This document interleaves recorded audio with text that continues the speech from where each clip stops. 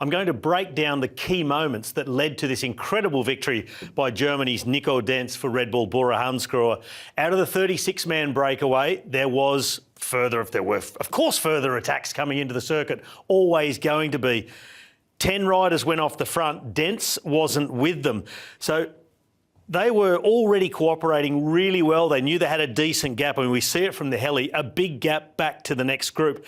As they swung around this bend, we're going to see it zoom in and we'll just be able to pick out Nico Denz, who had originally missed the move. He was riding around fourth wheel in this group, seeing the wind go up the road, and there he goes. Look at that. Left-hand side explodes out of that group on his own. A very well-timed move, but with plenty of work to do to still get across the gap. But Denz, he wasn't just going to lay down and say, oh, well, I've missed it. He took things into his own hands, didn't rely on anybody else, and he took himself up the road, and he made it across into the group.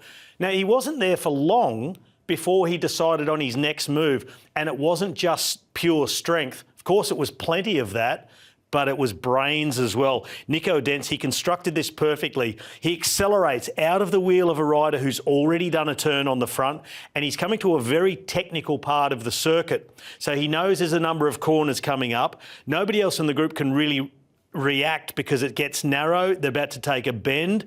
The guy behind him has let the gap go. He uses the entire width of the road to open up the apex, carry a lot of speed through the corner. One look over the shoulder, confirming he's got about 7 or 8 metres. The chase of Conchi, and in the background, flick of the elbow by Conchi. He can't chase anymore. The gap doubles. A couple of other riders have a go, but pretty quickly they realise, we can't ride across to Nico Denz when he's going this hard. So the gap opened. They all start to look at each other. Nobody wants to drag the others through to the finish line, try and close the gap on Nico Denz.